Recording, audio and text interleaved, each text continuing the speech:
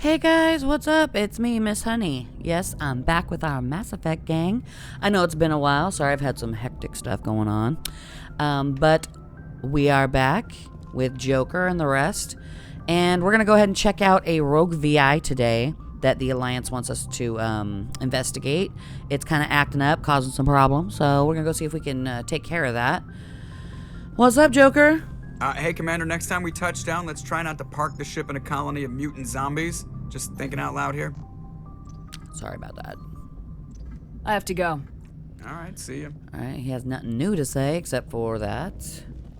Let's go check out the galaxy map and see if we can find this rogue VI.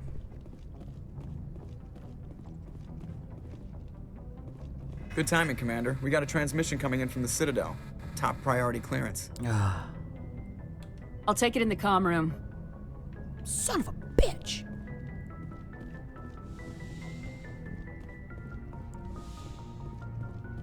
What do you want? Commander Shepard, we've received information that may be critical to your mission against Saren. I'll take all the help I can get. We've received an urgent message from one of our infiltration regiments in the Traverse. You mean spies? Spectres tend to attract attention, Commander, but they are only one arm of the Council. Special task groups are often a better option for monitoring developing situations. We currently have several infiltration units scattered throughout the border regions of Citadel space. This particular unit was gathering intel on Saren. What did they find? Unfortunately, the message we received was little more than static. The infiltration team must be in a situation where they can't set up proper interstellar communications. But the message was sent on a channel reserved for mission-critical communications. Whatever they were trying to tell us, we know it was important. Considering your interest in Saren, we thought you might want to investigate this. Find out what happened to our team. The signal originated from the planet Vermeer. I'll look into it. The Council prefers not to become involved in the specifics of Spectre activities. We only want you to be aware of all your options, including Vermeer. Good luck, Commander Shepard. We will keep you advised if we learn anything else. Alright, so we got the Vermeer quest, which that is a, like, no turning back type of quest. So we'll wait on that one till we get some of this other stuff done. But let's go check out that VI. Let's see. Also, we did get a codex. It is on Vermeer, so I will play that when we are heading to Vermeer. That way it's a little more fresh in your mind. I know there's some codexes I kind of just skipped over. I know you've seen them pop up. They're things that if I've skipped them, they're things that I already explained as it was going on. Alright, so it is in the Sol system, in the local cluster. That's on Earth's moon. What? So we get to go to Earth's moon.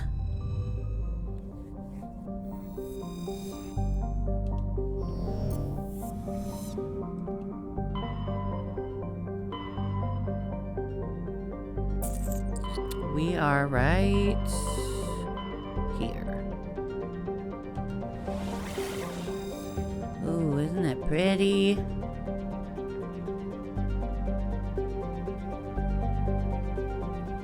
And we're the only solar system to visit in this.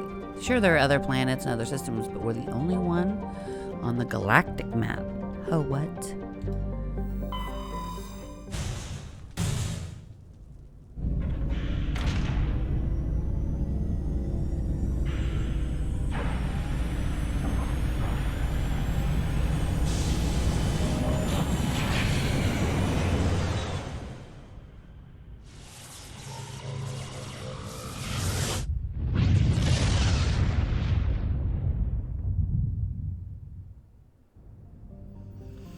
Here we are.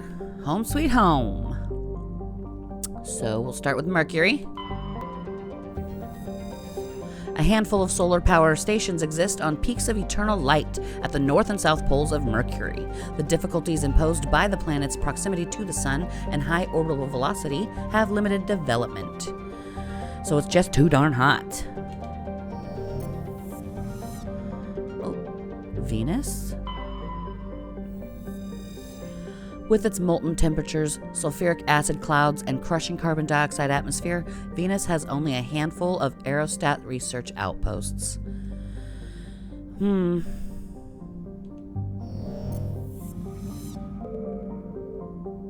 Earth. We'll save Earth for last. Mars.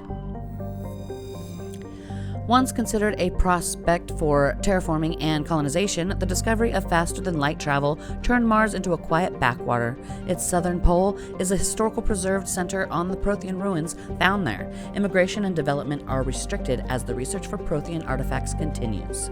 So there's still a population of 3.4 million. That's not too bad. Mars ruins.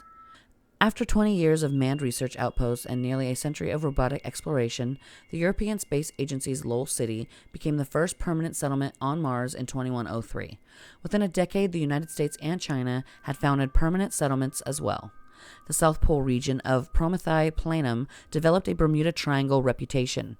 Satellites detected intermittent mass concentrations and magnetic field shifts. In 2148, prospectors working near Daciato crater discovered the underground complex, a Prothean observation post. The odd phenomena were generated by the operation and discharge of a mass effect core, struggling to function despite 50 millennia of neglect. Earth was electrified by the news. Humanity was unequivocally not alone. While courts battled over who owned the ruins, the international scientific community coordinated a mass effort to access, translate, and interpret the data banks recovered from the facility. The facility proved to be a bioscience observation post built when Homo sapiens were first evolving on Earth.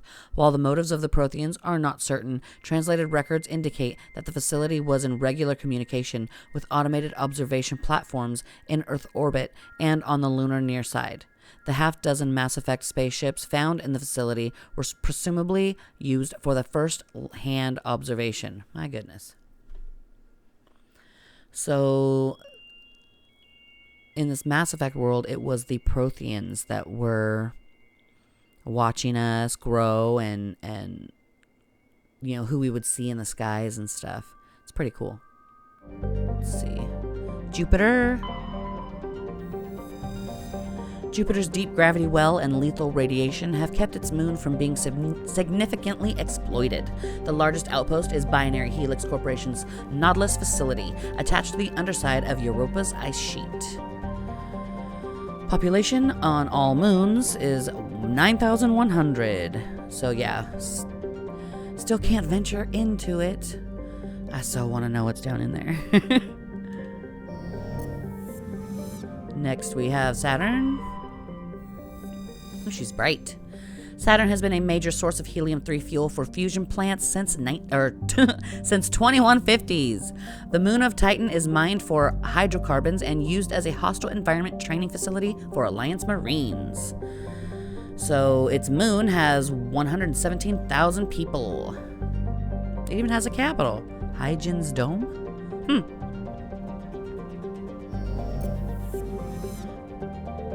Uranus.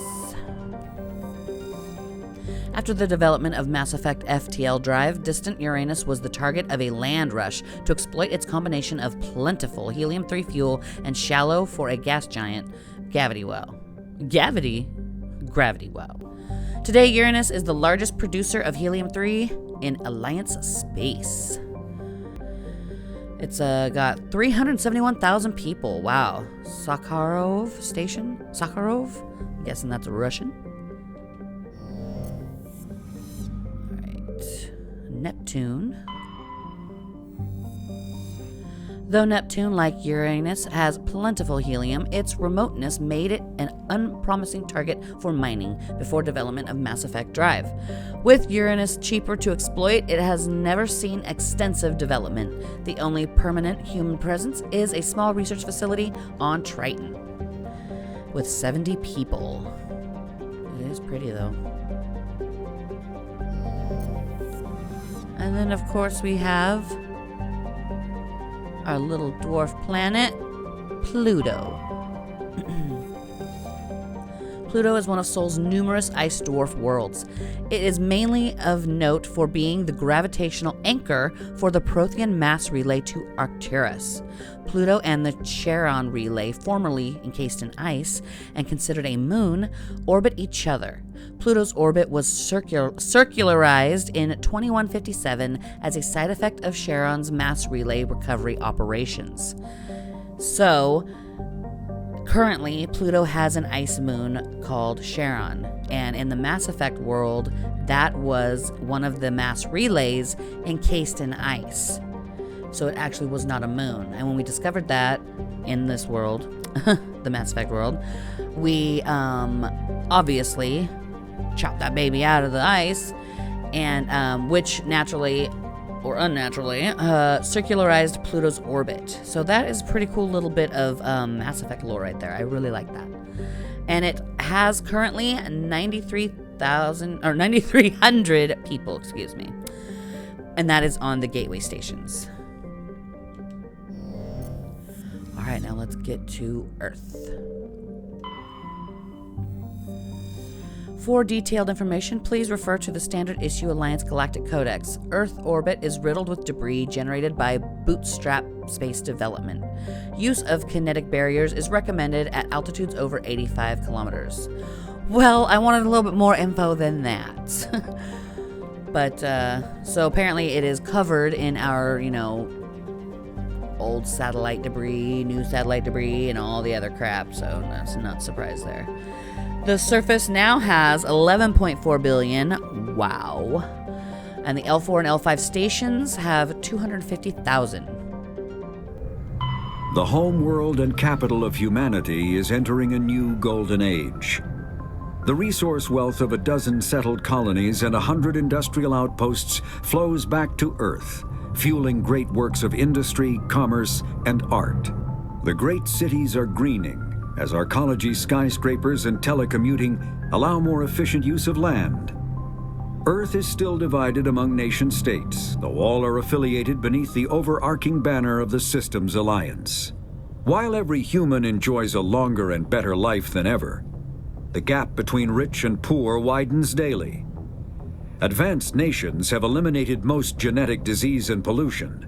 Less fortunate regions have not progressed beyond 20th century technology and are often smog-choked, overpopulated slums.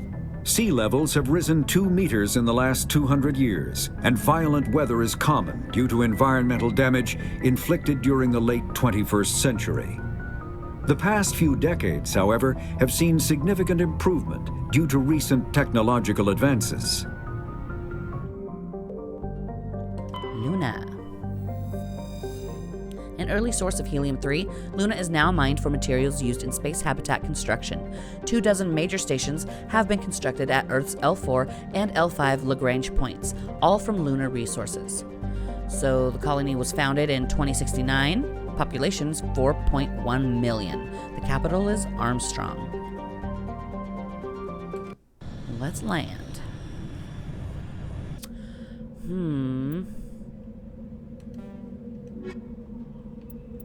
And let's take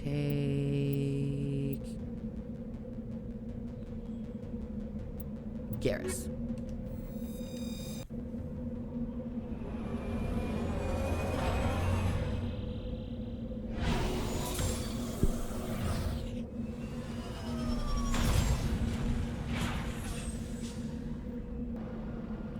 Alright, so here we go.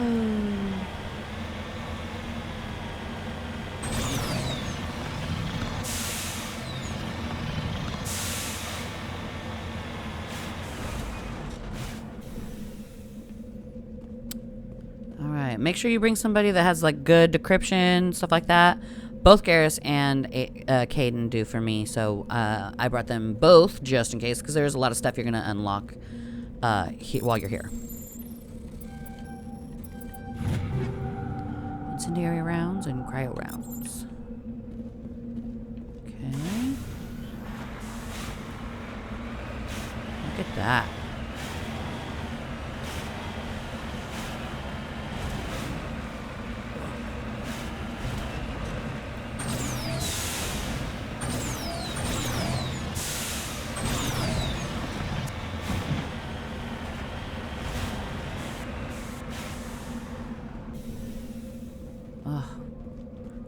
what I wouldn't give to see this view in real life.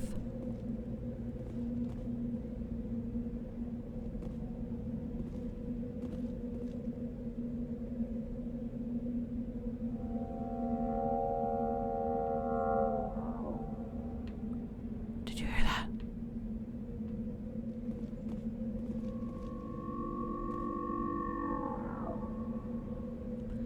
Those are the songs of the Rachni. Now, the game doesn't ever really, like, tell you this outright. You find that out through reading and, you know, through the lore and stuff, but remember that, the Rachni, because we will, come across more about them later. I just really love that little piece of lore. You'll find out more, you know, why later. It's just really, really neat that they did that. One of my favorite little pieces of lore.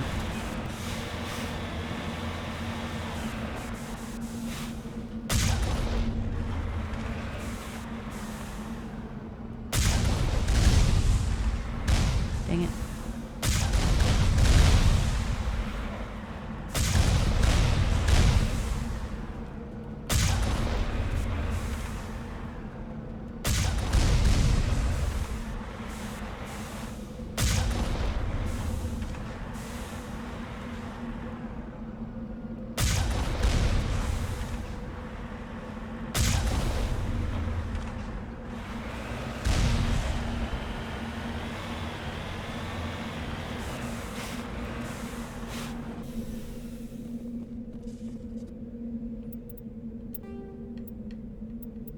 Be sure to save a lot when you do these little side planets, because sometimes you'll start all the way over if you die.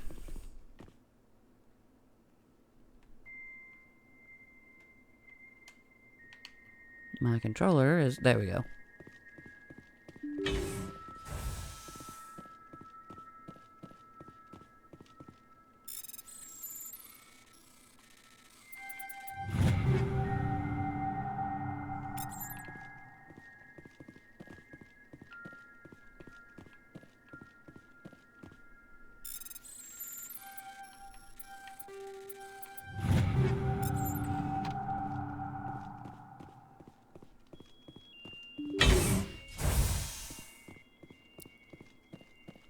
All quiet so far.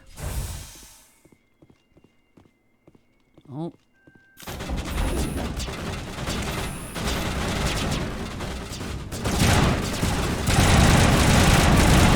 Oh shit. Shields down.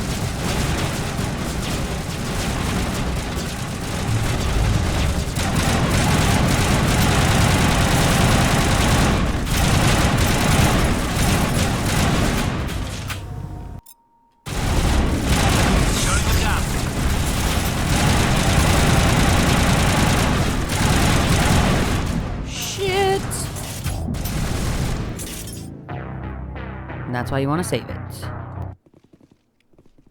Forget my stuff's not on easy or anything. Also, if you find stuff that you really like, save it after you get it. Because if you die, it's not always going to be the same thing that you unlock. Dang it.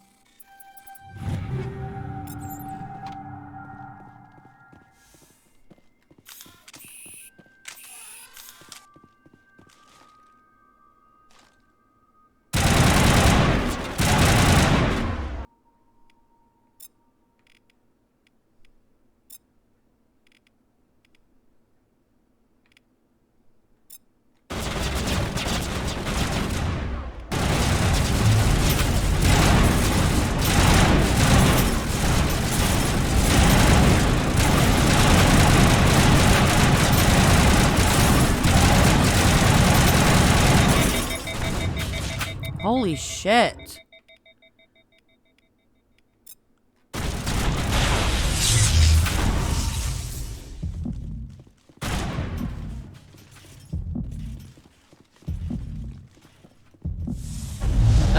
I pushed 3.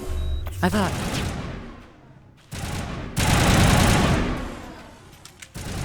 Oh, why did I put my X, people? X. Oh, I don't have any.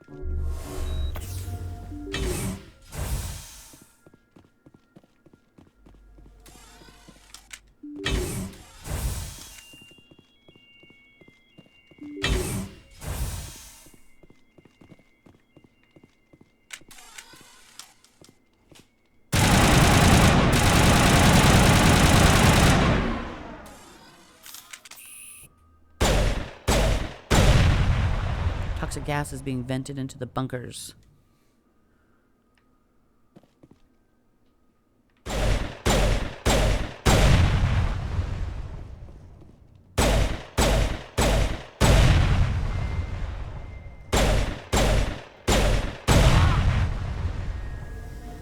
Oh, sorry.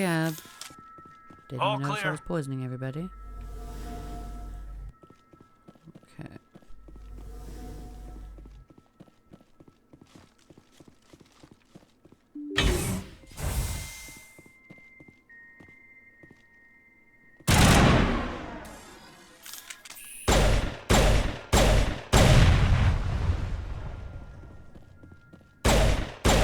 Area secure.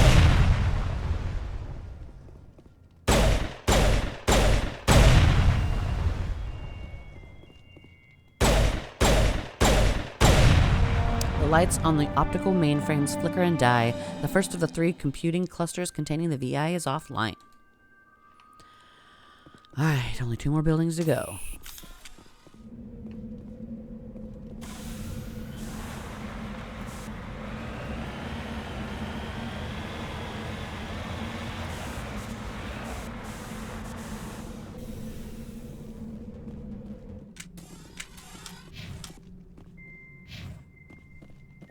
Perimeter clear.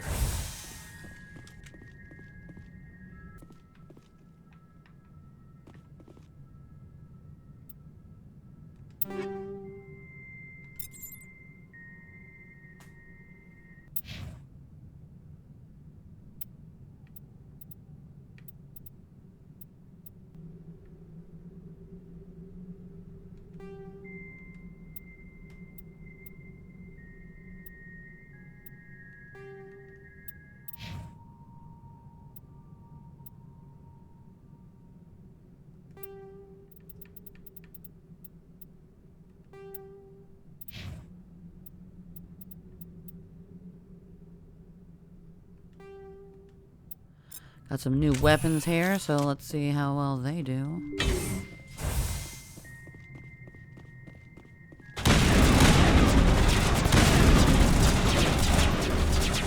Oh, stronger.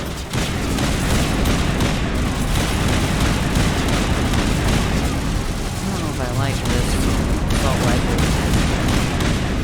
Shooting like that. I guess I'll just have to get used to it.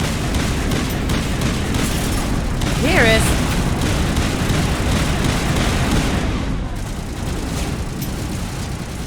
It is more effective.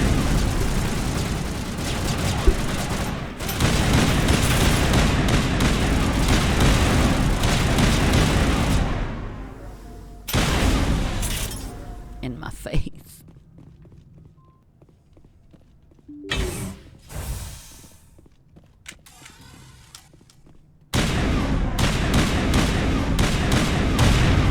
Kinetic barrier fields powering up throughout the bunker complex.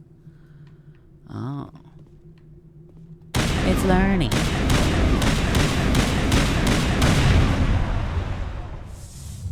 Oh, I poisoned Caden. Sorry, Caden.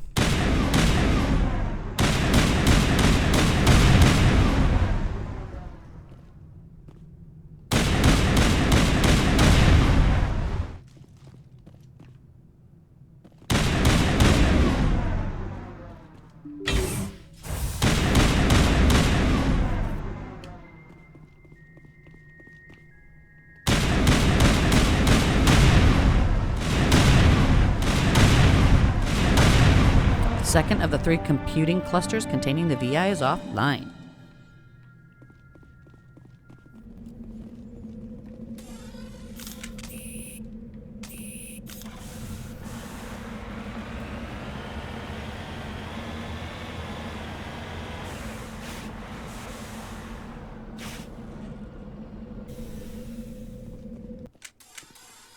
All right, number 3.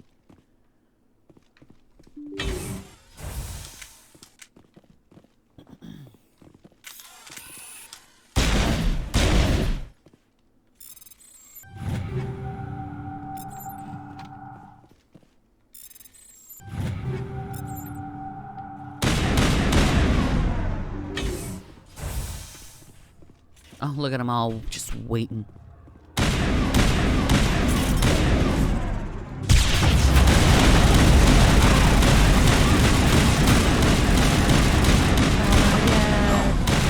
Sorry, Garrus. I was letting him focus on you. Charging up. I'm better now. I'm better now. Okay, Garrus.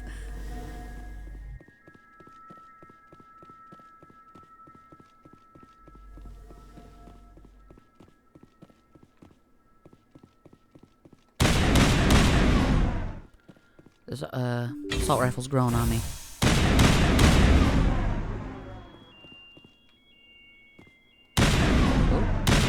It's got a kick to it. Additional security drones powering up. Damn it.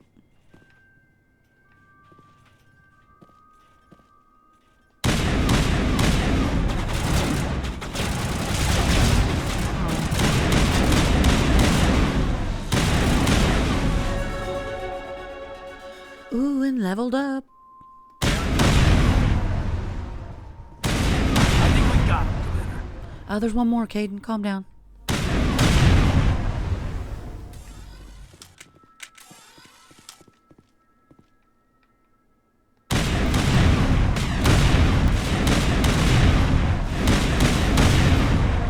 A burst of white noise over all frequencies nearly deafens you. Your hard suit's heads up display interprets it into a series of zeros and ones. They repeat again and again, blanketing all frequencies until the lights on the final VI cluster, flicker, and die. And I believe all those zeros and ones say, "Help me." Your specialization class will replace your base class in the talents on the squad screen. Talent ranks in your basic class transfer over to your specialization class. Go to your squad screen to view the bonus you gain with each rank in your specialization class. Ooh, so I can be a shock trooper, highly trained killing machines. Shock troopers excel in combat situations. Increases health, increases damage protection, improves the immunity or barrier ability, improves the adrenaline ability. Then there's Nemesis. The Nemesis is a biotic specialist who uses Mass Effect fields to inflict heavy damage against opponents. Increases duration and damage for all biotic abilities. Improves warp, improves lift. I'm probably going to go with Shock Trooper. It's got a little bit more improvements. Alright, so... I think we're good, Commander. yeah. So yeah, pretty sad the VI calls out help, like, after I kill it.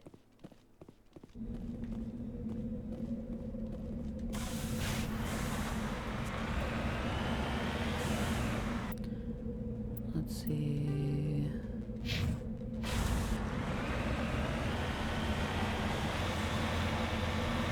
So that was the Rogue VI on Luna.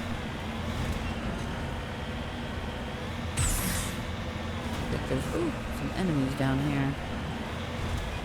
They're just out here randomly, I guess.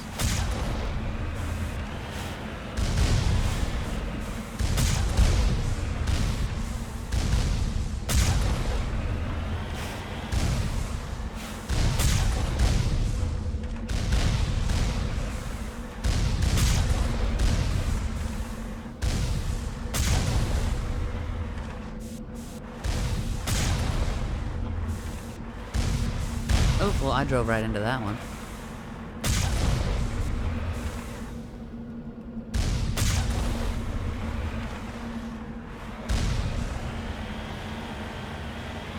There's not much else to explore on here. So I'll drive around for a minute, show you guys. Let me just look at that one more time. Ah. There's America. In Mexico.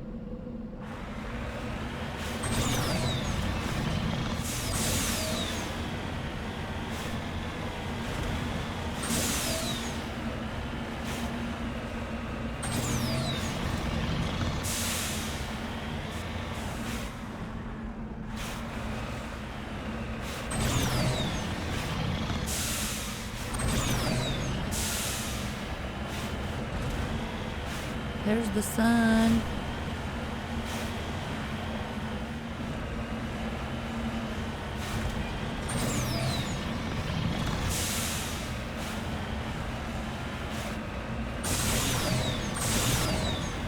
sadly, we can't go to the populated part of the moon where there's actual, like, structures and people, according to what the info says. There's supposed to be some buildings and people somewhere. Besides the place that we just took care of, obviously. The VI kind of took care of those people. Or they just left, I'm assuming. When shit hit the fan.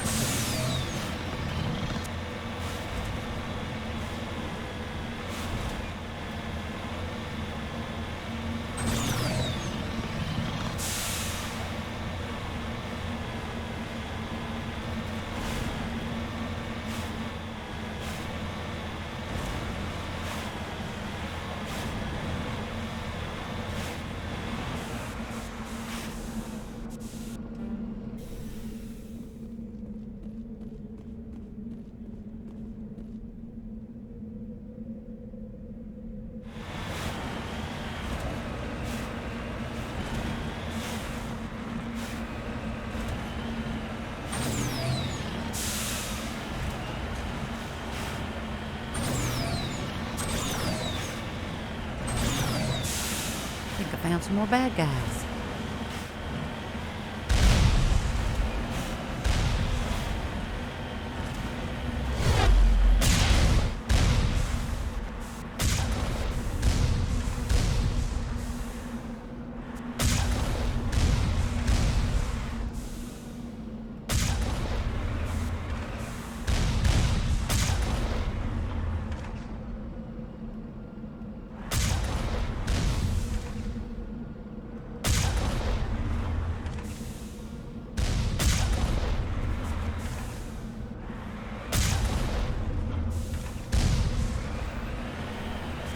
That's about it, peoples.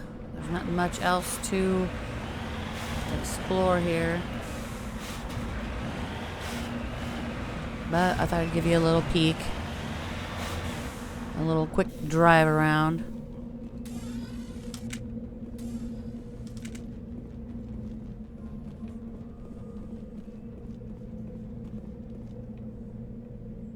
Alright guys, that's going to do it for the Rogue VI on Luna.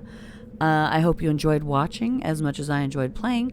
This is one of my favorite little side quests in the first Mass Effect game, mainly because of the lore behind it, the Songs of the Rachni, which we will learn more about them later on in the game, and also the Rogue VI itself. We'll have a little bit story about that in another one of the Mass Effect games. I'm not really going to give out too much more info on that, but it's cool that they kind of intertwine some of the little side quests into the other games, and you get to learn more about them themselves. And I don't know, I just love how Mass Effect did that with a lot of their lore. It's really cool to get into, to read about, stuff like that. But until we get to that, I hope I see you again in the next video. I should go.